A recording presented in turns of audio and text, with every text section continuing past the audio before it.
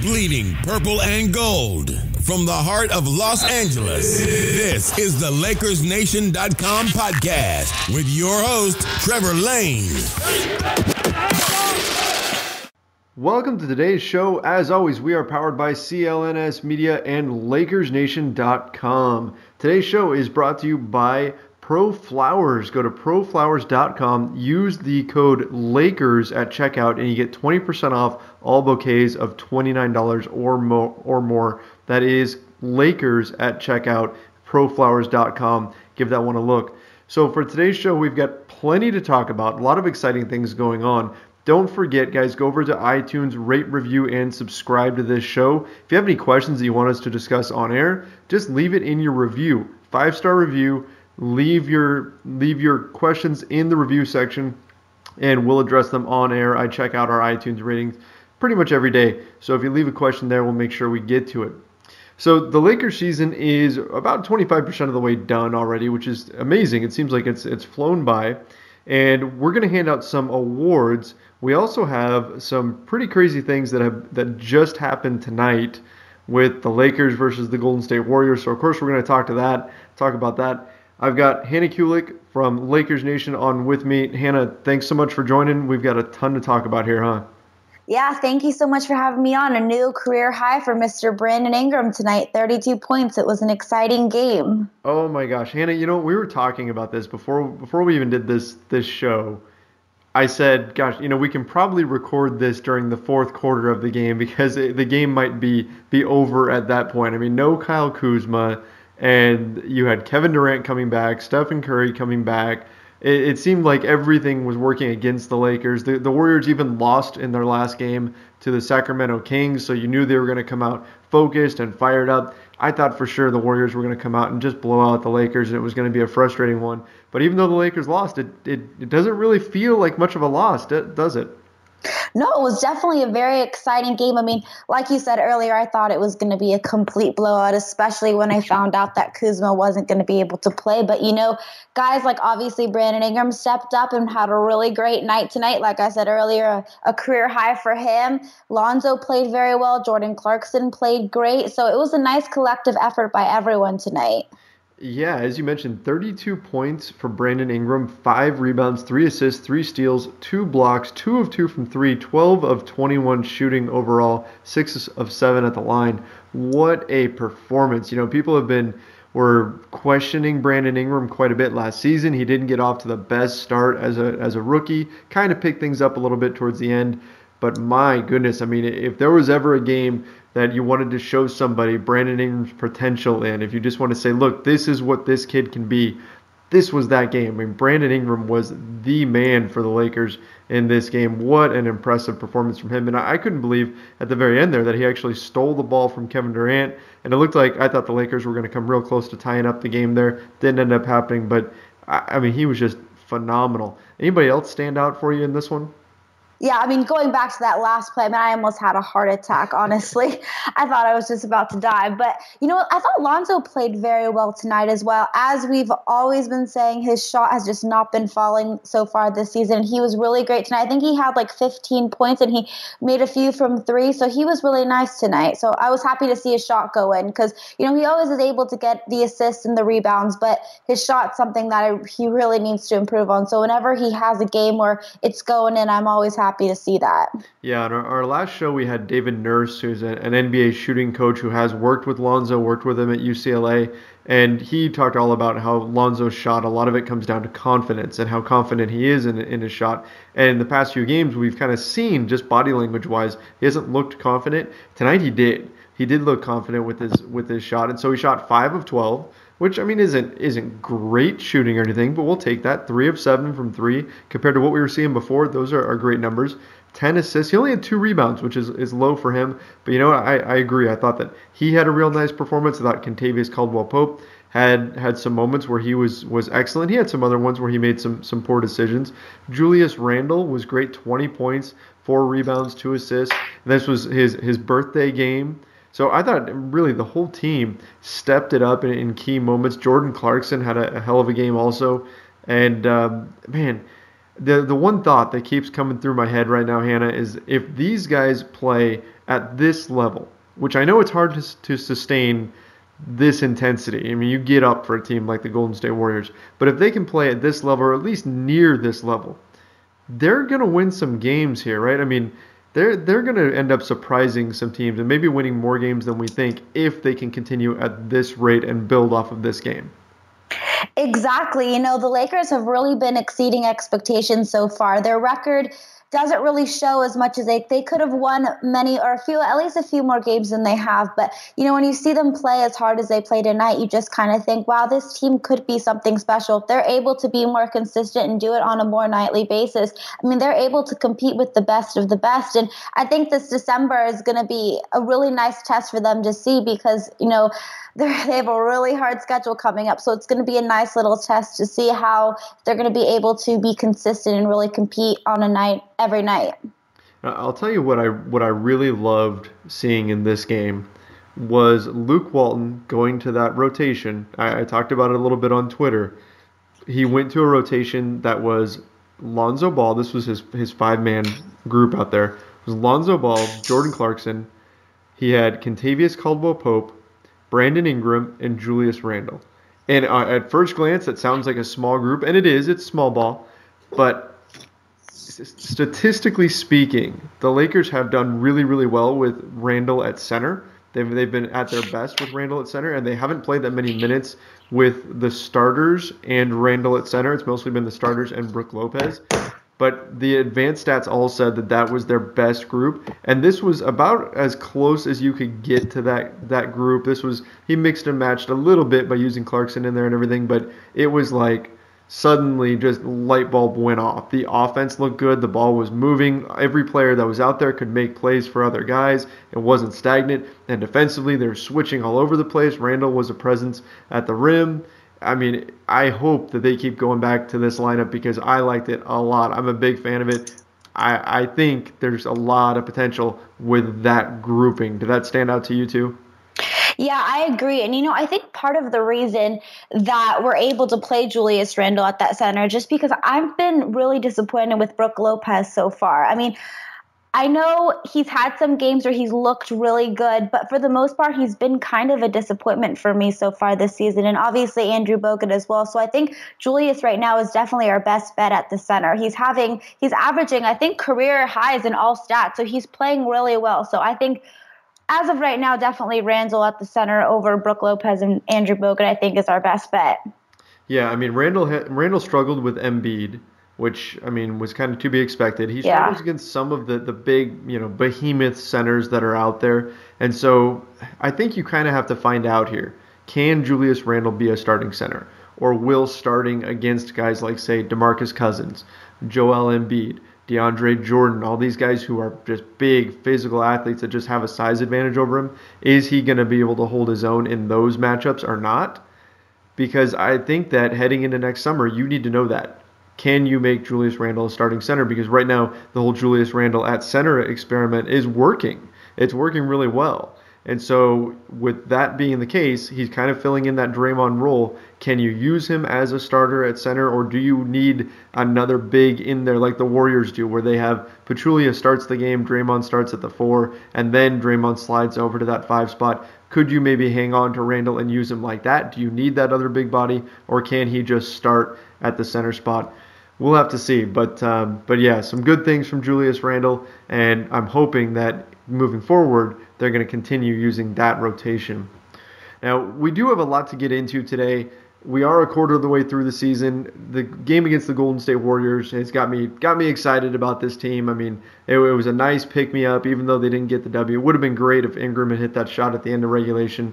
But we do need to get into some first quarter awards, because here we are, 25% of the way done with the season, and we need to talk about who has really stood out for the Lakers. So Hannah, I sent you a list earlier today of all the different awards that we were going to go over. We've each come up with our own awards, so we're going to dig into them. But first, let's pause for just 1 second, and we're going to talk about Pro Flowers. So fall has come. We're almost hitting winter, and it's a great time to send someone flowers. I actually just used Pro Flowers and sent some to my wife at work, and she absolutely loved them. I got a great text from her right away thanking me so much for sending her the flowers. I love giving gifts to people. It gives you that warm, fuzzy feeling, right? Well, these flowers look great. They arrived at my wife's work, perfectly packaged, and they stayed on her desk for over a week. They stayed in bloom and were in great shape. She absolutely loved the colors. The fall colors that they had in there were phenomenal. Really, really impressed with Pro Flowers. So right now, they've got this perfect gift that everyone is excited about. And it's the long-lasting bouquet that I'm talking about with all the favorite fall colors. This is actually the one that I sent to my wife. They have their best sellers, cinnamon cider roses, that are a great option for birthdays, anniversary, or whatever. They also have classics like the autumn blooms or a dozen autumn roses. I went with the autumn roses. They looked absolutely wonderful. Now, you actually can't lose if you order from Pro Flowers, because no matter which bouquet you pick, whatever one you like, you get 20% off any bouquet that's $29 or more. That's right, you get 20% off any bouquet of $29 or more. You can't go wrong. They're guaranteed to stay fresh for at least 7 days or your money back, and you get to pick the exact delivery date. They give you more bloom for your buck, big, beautiful flowers, more stems for your money, and long-lasting freshness. All you got to do is head over to proflowers.com, get your 20% off of any bouquet $29 or more by using the code LAKERS at checkout. That's our special code that lets them know that you came from us. Go use the code LAKERS at checkout, proflowers.com. Very, very nice stuff. I've used them myself. Really, really like the quality that they provide. So again, LAKERS at checkout, proflowers.com. All right, Hannah. Let's dig into some awards here. Let's see here. First on my list, let's start out with Best New Addition. I have a feeling that we're going to have the same guy on. Yeah. Best New Addition. Hannah, why don't you kick us off? Who do you have for Best New Addition? This one was very easy. For me, the Lakers, the best new addition is obviously Kyle Kuzma. He's averaging almost 17 points, 6 rebounds, and he's the Lakers' leading scorer so far. I know at the beginning of the season, no one ever thought that was going to be the case. I'm sure if you would have asked me this at the beginning of the season, I would have said, oh, it's definitely going to be Lonzo Ball. But it is 100% Kyle Kuzma. He's also, I don't want to give anything away, but whatever. He's also my MVP, obviously. He's just been the best thing about the Lakers season, in my opinion, so far this season. He's confident. He's aggressive. He doesn't look like a rookie at all. He looks like a seasoned vet. He's able to contribute defensively, obviously offensively. He's the Lakers' best scorer. And he has the opportunity to be averaging 20 points a game. I'm a little nervous, though, now that Nance is back, that he's not going to be getting as much playing time. I know we saw that in the game, the Clippers. I think he only played about 20 minutes, which in my opinion was very frustrating because I think Kyle Kuzma needs to be playing as many minutes as possible. He's the best player on the Lakers as of now. So without a doubt, best new addition is Kyle Kuzma. I agree. Best new addition. I also picked Kyle Kuzma. I think that's the standout guy at this point, which is surprising given that we didn't expect to be saying this during the summer, but here we are. Kyle Kuzma has been phenomenal. He's leading the team in scoring. He's the top scorer. He's given the fan base a lot of hope, a nice shot in the arm. He's super versatile. He competes on both ends. Now, Luke Walton did say the reason why he didn't play him quite as much against the Clippers is because he saw his defense start to wane a little bit. He wasn't really performing on the defensive end the way he wanted him to, so he pulled him. I get that. I understand the coach wanting to send a message and all that kind of stuff. But yeah, ultimately Kyle Kuzma is going to need to play a lot of minutes because, he does provide that scoring threat for the Lakers. And I think ultimately that lineup that we were talking about, whether you want to call that a death lineup like the Warriors do or whatever, that 5-man grouping, I think ultimately Kyle Kuzma is going to have to slide in there somewhere with Randall, KCP, Ingram, Jordan Clarkson, and Lonzo Ball. So one of those guys I think is going to have to hop out, and Kyle Kuzma could hop in there because I agree he is definitely the best new addition of the season. And of course, we're only a quarter of the way through, so things can certainly change. But right now, Kyle Kuzma is looking like full steam ahead, best new addition to the team. Okay, biggest surprise. What has been the thing that has surprised you the most about the Lakers this season? So the biggest surprise award, Hannah, who do you have? Or what do you have, I guess? This is actually another pretty easy one for me as well. I had the defense. Their defense has been ranking in the top 10 and the top 10 for most of the season, and even top 5 at times, which this was something, I mean, as we've all known in the past Lakers seasons, we've just been dead last in defense. So to see them be able to really, I know even in the beginning over summer, we were saying like if they could just be in like mid-20s, we would be happy with that. But to see them be in the top 10 defensively, that's something that I'm really impressed with, and that's been the biggest surprise. And I know obviously bringing in KCP has helped, and Lopez has also, helped a lot as well. But it just goes to show that, Ingram, Randall, Nance, and Clarkson, all the guys are really putting in a collective effort, and they're really trying on defense. So that's been the biggest and best surprise for me so far. Well, we're 2 for 2 because that was my pick also was the defense. And I mean, I don't think we can even say this enough. This team was dead last in defensive rating last season. And here they are. They've been sitting in the top 10, like you said, all season. At one point, they were even top 3 or a top 4. That was where they topped out at. And they've just been, I mean, their switching on defense has been phenomenal. Actually, I mean, I know you're not all that impressed with Brook Lopez, but he is actually number 1 in the entire league in shots contested. So he certainly has his faults, but he has contested more shots than anyone in the league, and that's despite not playing very many minutes. So he is doing some good things out there, but I agree, he still hasn't been as good as maybe we hoped. But it seems like everybody is contributing. KCP, man, he has got this thing down where, I mean, everybody knows about the LeBron James chase down block, right? Where he runs a guy down that looks like he's got a sure breakaway layup and he blocks the shot at the last minute. Well, KCP has got the chase down steal or the chase down swipe down because he has managed to break up so many fast breaks by just using his speed and getting a hand in there. I think he's done some good things on the defensive end. Brandon Ingram has been a lot better on the defensive end as well. So yeah, the Lakers defense is so impressive. Julius Randle, another one. I'm blown away by how good he has been with his defense overall this season. Yeah, defense definitely has to be at this stage in the game the most impressive or most surprising thing so far for the Lakers. All right, biggest disappointment. Let's flip this around. All right, so far positives. Let's jump to maybe something that maybe isn't so sunny. What's your biggest disappointment on the season at this point? Who's going to be the unfortunate recipient of this award? Okay, now I know this might create a little bit of controversy, but I'm going to say the biggest disappointment has been Lonzo Ball, mainly just because his shooting has been so terribly. He hasn't been I'm not saying that he's just been horrible all in all. I know obviously we saw him. He has had 2 triple doubles already. His defense has been better than I expected. He's still been getting his assists. His rebounding has been good, but his shot, man, has just been so embarrassing. It's almost cringeworthy. I think he's shooting less than 31% from the field and around 25% from 3. And he's not really aggressive on offense. I know you said earlier that when you were talking to the shooting coach that he was saying, a lot of it just comes down to confidence, but he's got to improve this shot because we don't need him to be, our leading scorer, but we need him to be able to score. And besides tonight, he has just not been able to get it done. So hopefully that's something that he's going to be able to improve on as the season continues. Understandable. I get that pick. I was torn. I was thinking about saying Lonzo Ball as well because of the shooting, but he's been so good defensively, or so much better, I should say, than we expected him to be defensively, and his rebounding has been so good this season. He's also been very good at limiting his turnovers, so in the end, I decided not to hold his shooting against him and give him the biggest disappointment award. Instead, I looked across the entire team, and I said the biggest disappointment for me has actually been the offense, and specifically the lack of three-point shooting. Now, the Lakers have made up for that this season by attacking the basket. As of the last time I checked, they were number 1 in points in the paint because they were attacking the basket nonstop.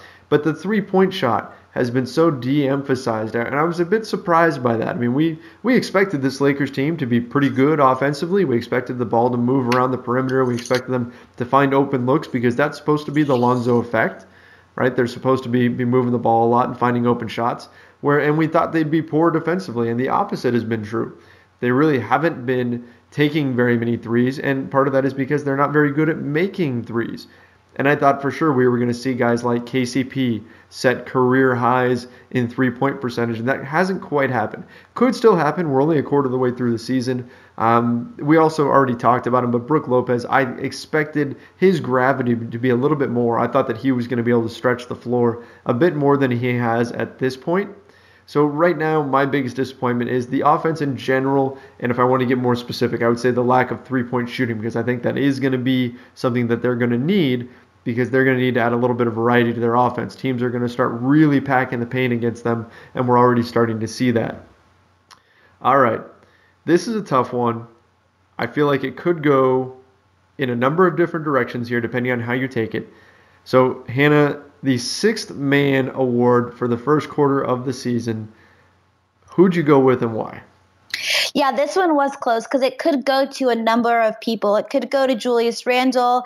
It could go to Kuzma. I picked Jordan Clarkson, and I picked Jordan Clarkson over Kuzma only because I'm not really counting Kuzma because he started as many games as he's come off the bench. But I'm giving it to Jordan Clarkson. He's the Lakers' second leading scorer, and he's, playing way less minutes than he's used to. And I like Jordan Clarkson a lot because he really adapts to any role that he's given.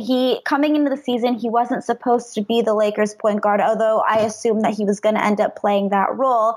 But, he's really adapted that point guard role. I think he's doing really well on that. He's looking to facilitate the ball more. He's trying harder on defense. Like I said, he's also the Lakers' second leading scorer. And per 36 minutes, he's the leading scorer by a landslide. So his overall shooting and three-point percentages are up dramatically. I just think that Jordan Clarkson has really improved a lot, and I think he's matured a lot this season. And so I think Jordan Clarkson is our sixth man of the year. He is actually leading the team in PER, which is the player efficiency rating. He was one of my guys that I was right there. I didn't pick Jordan Clarkson for sixth man, but he is certainly deserving. He has been so impressive this season. In fact, tonight against the Warriors, he had 8 assists, 6 boards, 21 points. I mean, his scoring efficiency has been so much better than anything we've seen before.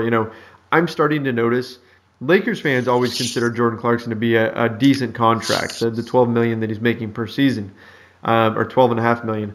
And I'm starting to see other fan bases, though, start to admit that Jordan Clarkson is on a decent deal, whereas last season we were hearing, oh, he's a bad contract, they're going to have to pay somebody to take him and all this. I don't think that's the case anymore. Jordan Clarkson is playing so well that I think he's a fine contender for the six-man award, although he was not my pick. The guy that I went with was Julius Randle.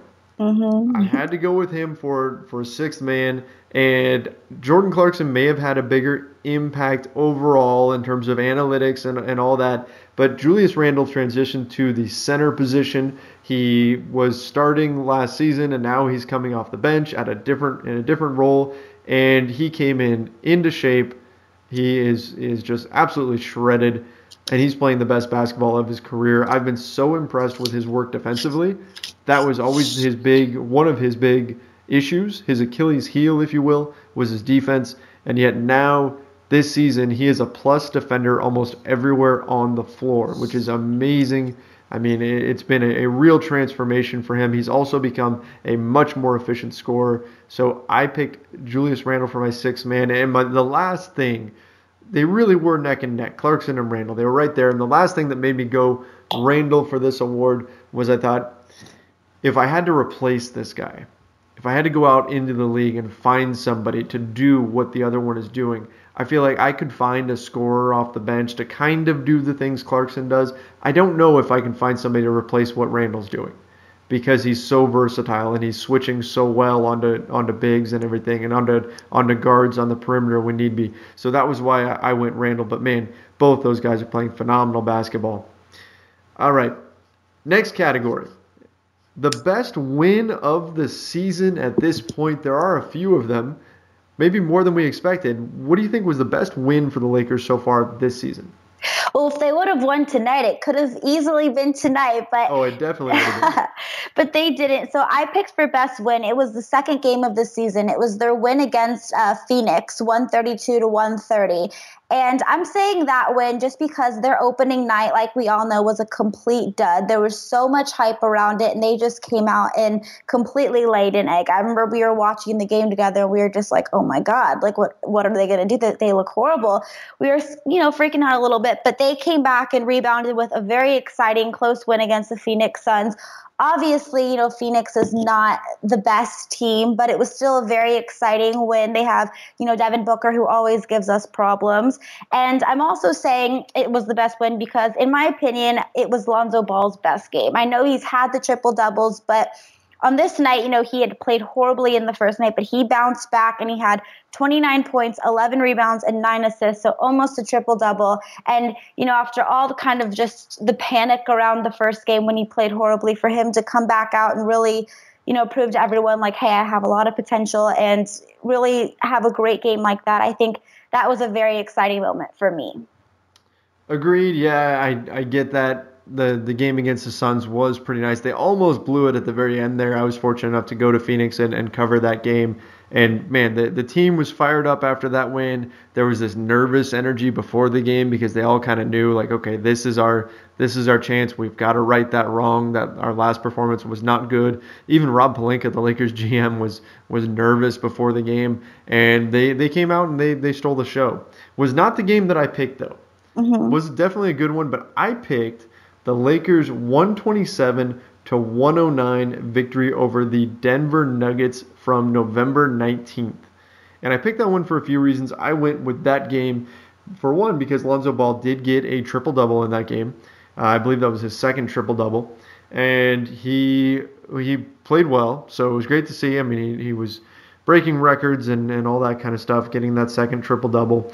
Overall, the team played really well, shot 53% from the field, and they beat a team that is expected to be a playoff team, the Denver Nuggets, and had just dropped something like 140 points a couple of games before. So this was a red-hot Nuggets team. Now, the Nuggets were thrown for a loop that game when their coach and their best player, Nikola Jokic, were ejected shortly after the first quarter. So that definitely made a difference. But still, the Lakers won 127-109. I mean, it was a pretty solid win. Oh, the Nuggets were also without Paul Millsap for much of the game because he was hurt. So yeah, there's some other factors at play here. But still, the Lakers beat a very high-quality team. Lonzo got a triple-double. Julius Randle was tremendous, 24 points, 7 rebounds, 5 assists. Maybe his best performance of the season, certainly one of them. And even Kentavious Caldwell-Pope had a very, very solid game in that one. Brook Lopez was excellent in that game, possibly his best game of the season. So I went with that one as my best game of the season for the Lakers so far. But again, hopefully when we do this next time halfway through, we'll pick different games because they'll have a few more wins in there. So let's move on to the next one. We're almost done here, almost out of awards. We only have 3 left. And this one is maybe a little bit bittersweet. Most likely to be traded. This was a tough one for me, Hannah. I'm not going to lie. This was a really difficult one. I know the Lakers are going to be active at the trade deadline, and probably somebody's going to get moved.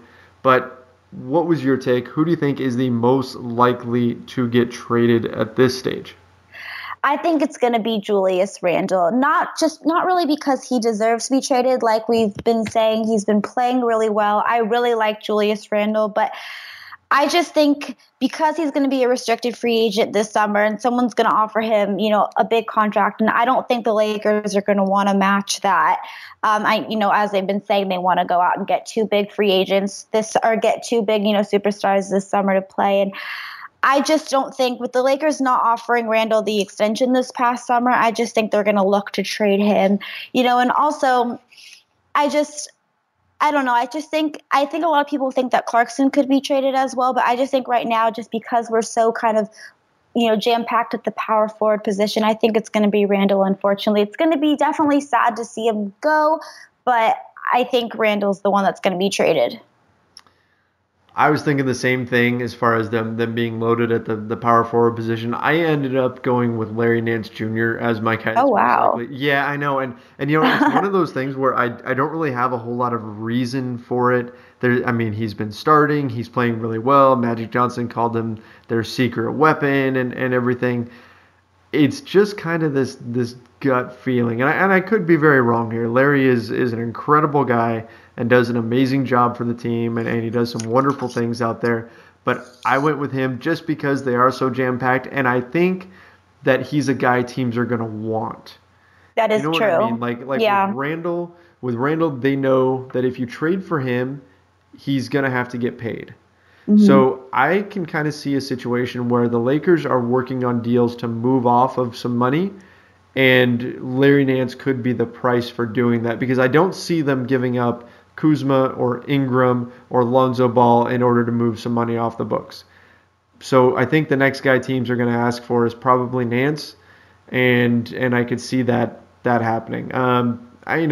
We'll see if that comes true. I think that if we're really to look at the most likely, it's probably Randall. I think you're right there, but just sort of a weird premonition here that I've got with Nance. But again, we'll have to wait until the trade deadline to see.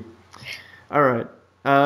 Best dunk of the season, and I cheated a little bit here on this one, so I'm curious what you went with here, Hannah. Did you say the one from tonight?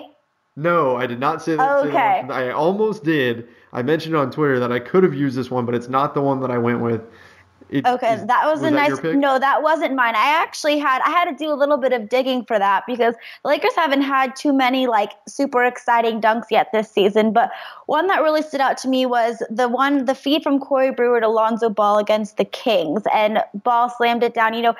Lonzo isn't thought of to be as like this high flyer. We're not really thinking of Lonzo as the guy who's going to be, our, big dunker of the season, but he showed that he has some hops in him. So it was a pretty exciting dunk for me. So I put that as the best dunk.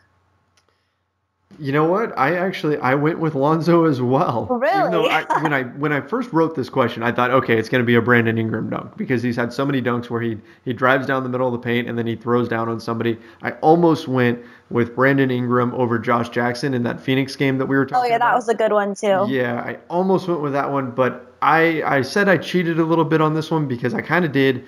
I picked one from October 2nd. So it's a preseason game. Okay. Lakers versus Denver. Fast break gets initiated, and it's Lonzo with the ball in the middle of the floor, hits Jordan Clarkson on the sideline, who then throws a lob to Lonzo, who slams it home. Lonzo got hurt later on in the game, knocked him out for the rest of preseason, but it was that moment, that fast break, that I said, that's it. That's what Magic Johnson, and they showed Magic Johnson on the sideline. He was going crazy. I said, that's what Magic Johnson has been wanting, that Showtime style where the team is getting out, running, getting the crowd on their feet. That's it right there with Lonzo in the middle of it. So that was the dunk I went with, because I said that's kind of what encapsulates what the Lakers are going for right now.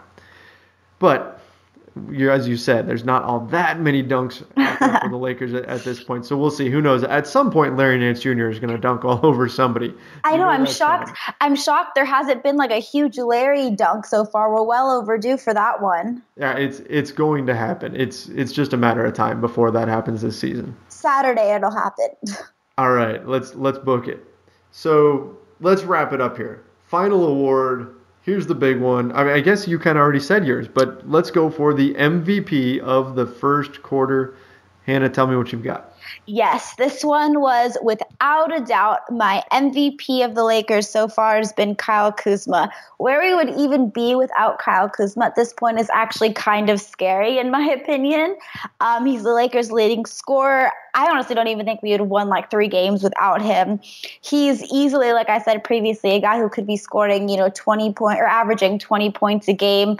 He's been unbelievable just on both ends of the court, and he's probably the Lakers' just best, and really, besides Clarkson, their only scorer on the team. And when it comes down to it, I know defense is extremely important, obviously, but you're only going to win games if you can outscore the other opponent. And the Lakers really need Kyle Kuzma's scoring, and he's been able to be very consistent on a nightly basis. And he's just been, I honestly can't say enough about Kyle Kuzma. Everyone already knows how I feel about him. I really, really like him, and I think he has a very, very bright future as a Laker and in the NBA.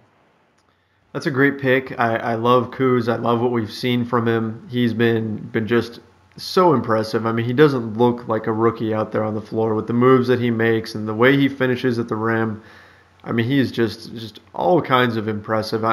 He's the steal of the draft. I mean, the 27th overall pick. He is unquestionably the steal of the draft at this point. I mean, if they were to do a redraft, he's got to be top 5, right? Oh, for sure. I mean, even I think even Doc Rivers said the other night that he thinks he, should be the rookie of the year. I mean, obviously, I think it's going to go to Ben Simmons, but Kyle Kuzma is definitely, making people talk about it at least. Oh yeah, I mean, look, Jason Tatum has been incredible. So he's in the top 5 at least. He could even go number 1. Oh yeah. Right? I think Lonzo, just based on potential, is still in that top 5. Yeah, for sure. Markelle Fultz is suddenly shooting left-handed. Yeah. Right? Because his shoulder's all messed up. So I don't even know if he goes top 5. Maybe Kuzma would slide in there. De'Aaron Fox might get bumped out, even though I like what he's done. Josh Jackson almost certainly would get bumped out. So yeah, I mean, I would say if we were to redo this draft, I'd say Kuzma goes 4. I guess I could see him even going higher, honestly. I mean, he's leading the Lakers in scoring. I don't know what there is to say. And he's like we said, he doesn't seem like a rookie out there. He's just playing with so much confidence.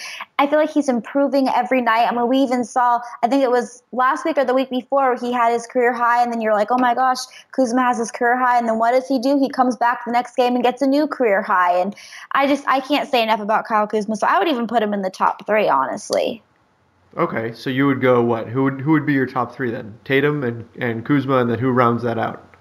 Oh gosh, Tatum, Kuzma, maybe Josh Jackson. I don't know. It'd have to depend. I'm not sure, but I think Kuzma definitely top 3. Okay, so Kuzma top 3. I would do Lonzo in there, but I'm a little bit biased. But yeah, top 3. I can see it. I mean, he's been that good, I guess is the point. Was not my pick though. Ooh, who'd you pick? For my MVP, and this is recency bias coming in to the nth degree, because I had someone else, and then I switched it last minute to the man of the night, Brandon Ingram. And Brandon Ingram, you know what? I went with him because I feel like he's the guy that he's going to now because of what he did against the Golden State Warriors. But up till this point, I don't think he's got enough praise. I don't think people have recognized how good he has been. And no, technically in terms of impact, he hasn't had as big of an impact as Kyle Kuzma, okay, as Jordan Clarkson, as some of these other guys who have had a bigger impact than Ingram has. But I think Ingram showing these flashes that he has been incredibly important for this Lakers team. Because he was the second overall pick last season, there's so much pressure riding on him. He's now being looked to as a leader on the team. He's the vocal leader, which is weird because he basically didn't talk last season. And when you add all that up, you look at the leadership that he's bringing, you look at the improvements, my goodness, he is finishing in the paint. His length is allowing him to finish over guys. He's got this weird thing where he drives and he jumps and he hangs in the air forever. And by the time the defender's coming back down, his long arms are still way up there and he just finishes over guys. And just the improvements that we've seen from last season, his role on the team, what he means to the team, his development being so important to the team. I went with Ingram. It's a close call. There's a number of different guys that we could go with, and that's a testament to how well Luke Walton has done at developing these players. But yeah, I went Brandon Ingram for my MVP right now. Who knows? I may have somebody different when we do this, the halfway point, but for now I gave it to him. Hannah, any final thoughts before we wrap things up here? I can't believe we're already like 1/4 way of the season. I mean, it's insane. I feel like it just like flew by. It feels like just yesterday we were still watching the Summer League, and now we're already a quarter of the way done. So hopefully we can get through December, and hopefully we can keep competing. If they can just play as hard as they did tonight, we may be able to come away with a few wins. Oh yeah, hey, if they stay at this level, like I said, if they stay at this level of intensity that they showed against the Golden State Warriors, if they can stay this good on defense, right now I just checked it, and they are actually 8th or tied really for 7th in defensive rating right now. I'll take it. If they stay in the top 10 all season. Oh, for sure. Gosh, I mean, what a huge win. Like I headed into this season saying, hey, if they can finish 25, 24, 20, like 23 would be amazing in defensive rating, considering they were dead last by a mile last year. But yeah, if they can stay in the top 10, that's a huge win. And if they can get the offense going with this kind of new rotation that they've got, or the new lineups that Luke was trying tonight, man, they are going to beat some teams that are looking at the schedule and looking at Lakers and saying, oh, that's a win. They're going to catch teams that are expecting to win by surprise, and they're going to end up turning the tables on them. So, yeah, I agree. I think that this is a fun team to watch. Even though they're growing, they're building, and all that kind of stuff, this has been a lot of fun. It's an enjoyable process. And even though I mean, you probably see this, but Lakers Twitter goes crazy every time they lose. It's like the sky is falling. Oh, yeah. You guys, good times lay ahead, right? Oh, for sure. I mean, people are very dramatic on Twitter sometimes. Myself especially. I think I tweeted like 5 times that I had like 5 heart attacks tonight. So even I know I'm guilty of doing that as well. But I think the Lakers are on the right path. And they're, like you said, they're exciting to watch this season. They're really trying. They're trying on defense, which is all we can ask. They are vastly improved on defense. And hopefully they could just do something about their offense. And once those shots start falling in, man, they're gonna be turning some heads. All right. Well, Hannah, thanks so much for staying up late and coming on here and recording with me, especially after such a thrilling game that we just watched. Oh, of course. Thank you so much for having me. So find Hannah Kulik on Twitter at Hannah_Kulik. And, of course, you can find her work on LakersNation.com. That's going to about wrap things up for us today. Don't forget, head over to proflowers.com and use that promo code Lakers for 20% off any bouquet of $29 or more. Totally worth it, guys. I sent a bouquet of flowers to my wife already, and she absolutely loved them. Definitely recommend you going and checking that out. Don't forget, head over to iTunes. Make sure you rate, review, and subscribe to our show. Leave your questions in the review section, and we will address them on air. Next time, I'll be back on Monday. We're going to be doing a combined show with the Locked On Lakers guys, and we're going to be talking about Lakers trades. So we're going to be digging into some hypothetical trades and talking about some of these big stars the Lakers could be chasing after. A lot to go over then, so be on the lookout for that one on Monday. That's it for today. My name is Trevor Lane, and this has been the Lakers Nation Podcast.